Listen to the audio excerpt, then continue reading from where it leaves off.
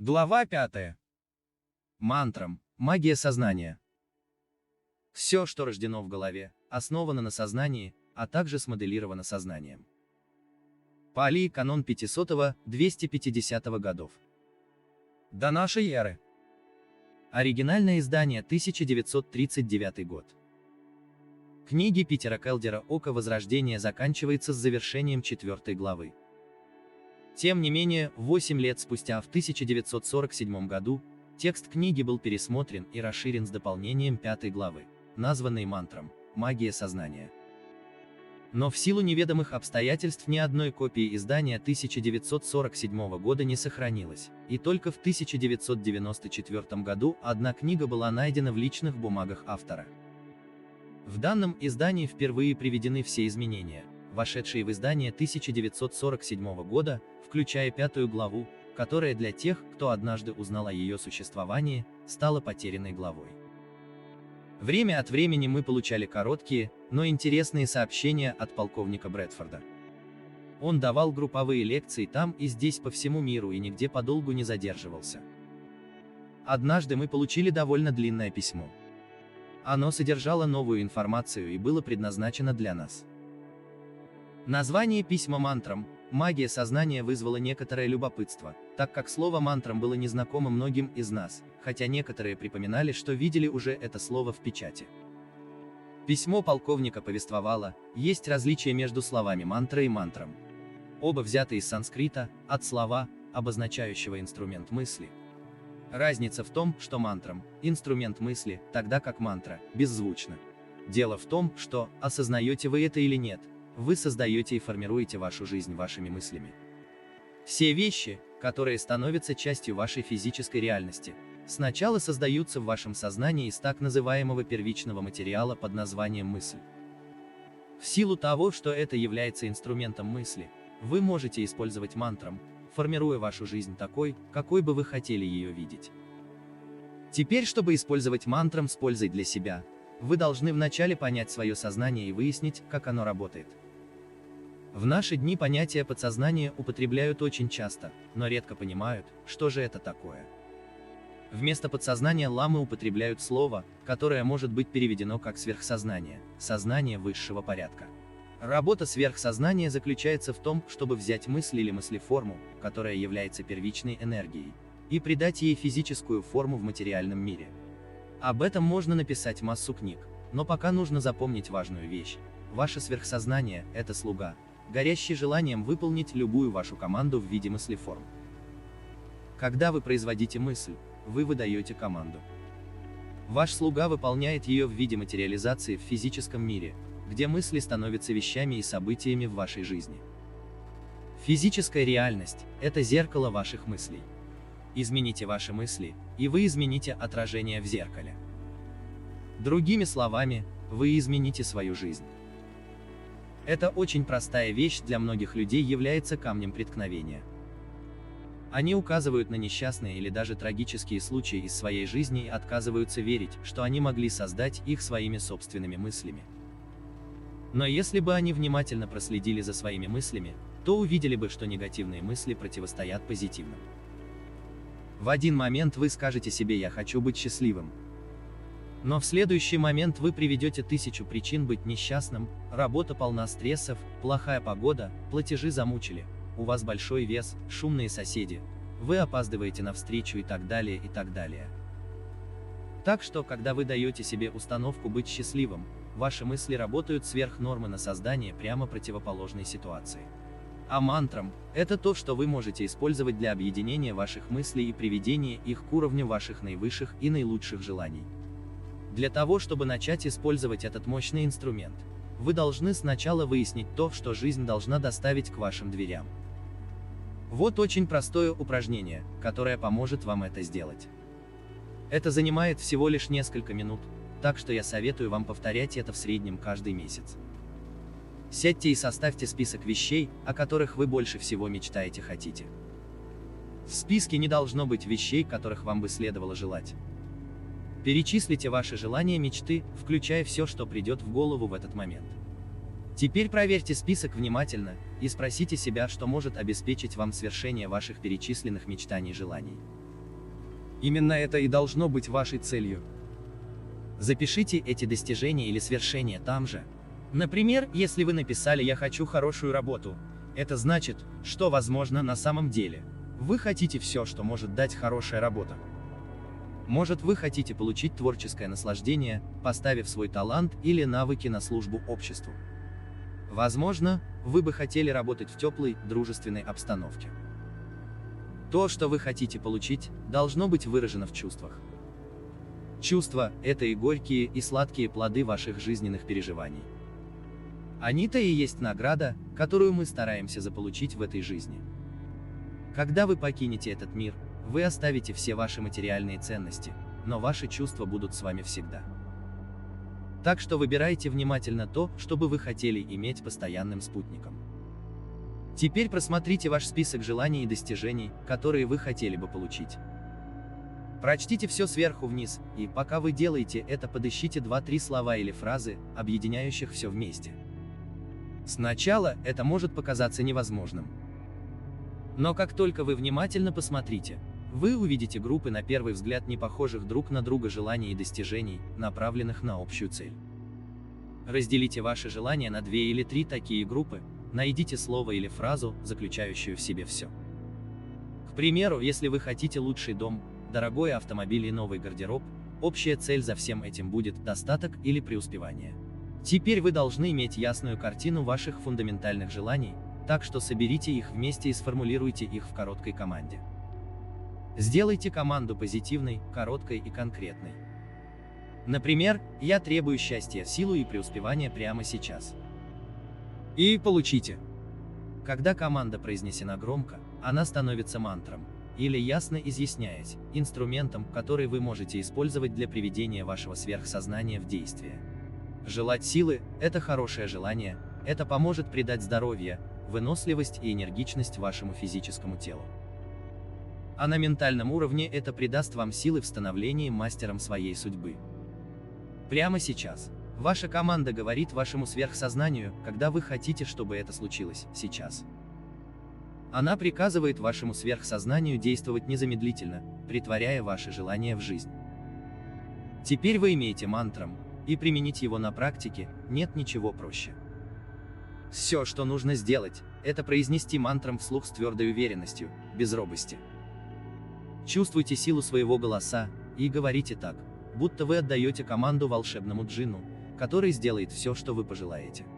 Как только вы произнесли мантрам громко, с непоколебимым убеждением в то, что это случится, все, что нужно, сделано. Произносите свой мантрам перед сном, ночью и утром, когда проснетесь. Постарайтесь, чтобы повторение мантрама с одинаковыми интервалами в течение всего дня вошло в привычку. Сила мантрама увеличивается, если вы будете произносить его с твердым убеждением перед зеркалом, глядя в отражение собственных глаз. В течение всего дня следите внимательно за тем, о чем вы думаете и говорите. Будьте начеку, не допускайте негативных мыслей или слов, которые могут конфликтовать с командами, отданными вашему сверхсознанию. Эти мысли могут нейтрализовать положительную силу мантрама.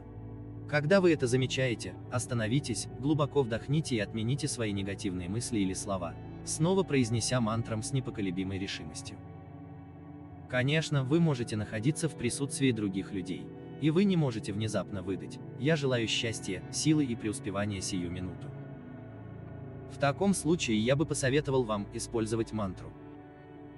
Нужно всего лишь повторить мантру про себя, создавая образы слов у себя в сознании. Мантра не подпитана силой голоса, она не так эффективна, как произнесенный мантром, но, тем не менее, она тоже даст хороший результат. Независимо от того, используете ли вы мантрам или мантру, важно запомнить следующую вещь. Когда вы приказываете своему сверхсознанию, вы должны фокусироваться только на конечный результат. Никогда не пытайтесь диктовать сверхсознанию, каким образом оно должно совершить свои чудеса. Сверхсознание намного умнее и находчивее, чем вы можете себе представить.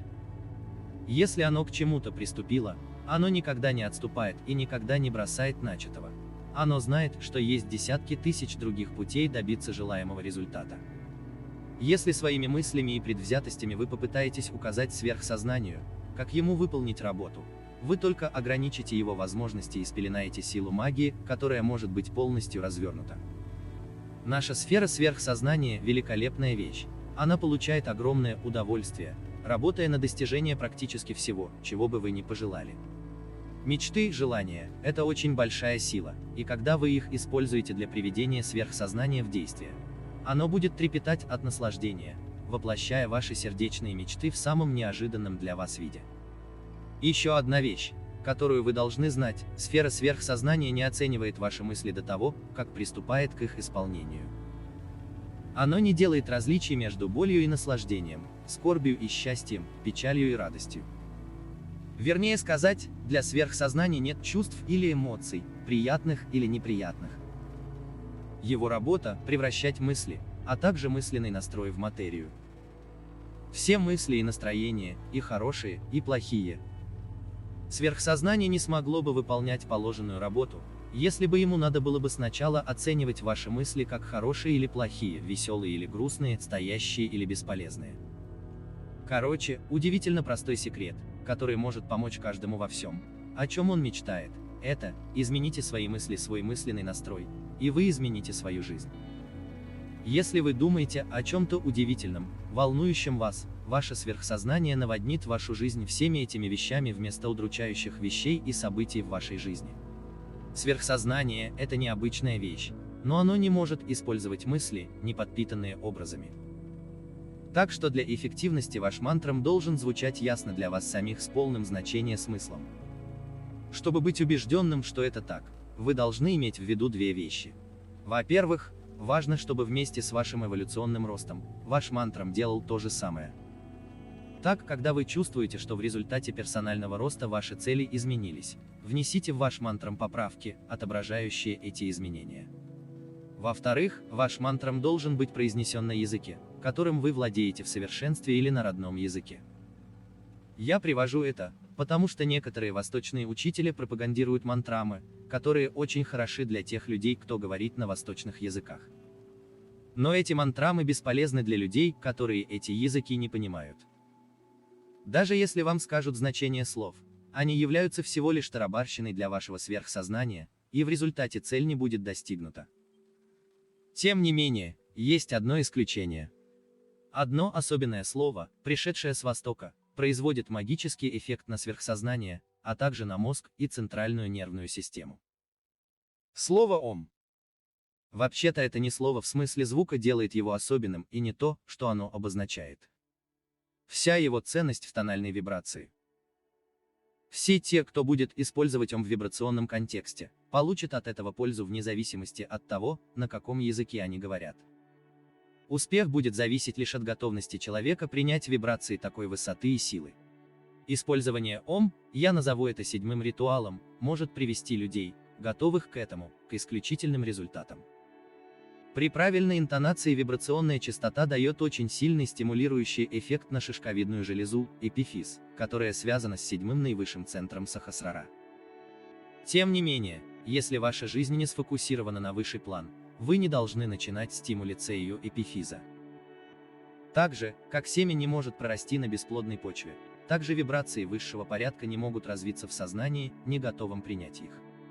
Не пытайтесь практиковать седьмой ритуал до тех пор, пока первые 5 не привели в порядок вашу физическую и ментальные составляющие. Ваши вибрации должны быть достаточно высоки, в том плане, что вы уже не употребляете наркотики, спиртное и табак. При подготовке к седьмому ритуалу следите за своей диетой. Она должна быть нежирной. А также вы должны избегать веществ, содержащих сахар, так как сахар – двоюродный брат алкоголя. Крахмалы тоже могут быть вредны, если они не пережеваны тщательно. Если крахмалы хорошо прошли первую часть пищеварительного процесса в полости рта, то в небольших количествах они не вредны. Особенно важно увеличить количество употребляемой вами воды. Здоровый средний человек должен выпивать 3 кварты чистой воды, 12 стаканов по 8 унций, 8 унций, 226 мл. Если вы больше или меньше среднего человека, пейте соответственно больше или меньше. Не начинайте пить все это количество воды сразу. Увеличивайте потребление воды постепенно, в течение 60 дней. Вода не только помогает очистить ваше тело от шлаков и нечистот, она также прекрасный проводник электрического тока и звуковых вибраций. Употребление вами повышенного количества воды должно иметь место как минимум в течение месяца, только после этого вы можете практиковать 7-й ритуал, ожидая хороших результатов. Для практики ритуала встаньте на полу или сядьте в удобное кресло. Расслабьтесь окончательно основательно, но не сутультесь. Выпрямитесь и держите высоко ваш подбородок так, чтобы голосовые связки ничем не были стеснены. Вы даже можете лечь на спину, на жесткую кровать или на пол, если желаете, но не подкладывайте ничего под голову. Это подаст голову вперед и зажмет голосовые связки. Звук «ом» произносит так же, как в слове «дом». Для того, чтобы добиться правильной интонации при произношении этого магического звука, начните с глубокого вдоха, но не заполняйте легкие до предела. Затем глубоким полным голосом произнесите звук «ао». Ваша челюсть должна быть наполовину открыта. Губы должны быть закруглены, язык втянут и находиться в нижней части рта, но приподнят у основания. Удержите звук «ао» в течение 5 секунд. Затем, продолжая произносить звук, закройте и расслабьте челюсти, губы, расслабьте язык, приведя его в плоское положение. При этом формируя звук «м», удержите его в течение 10 секунд.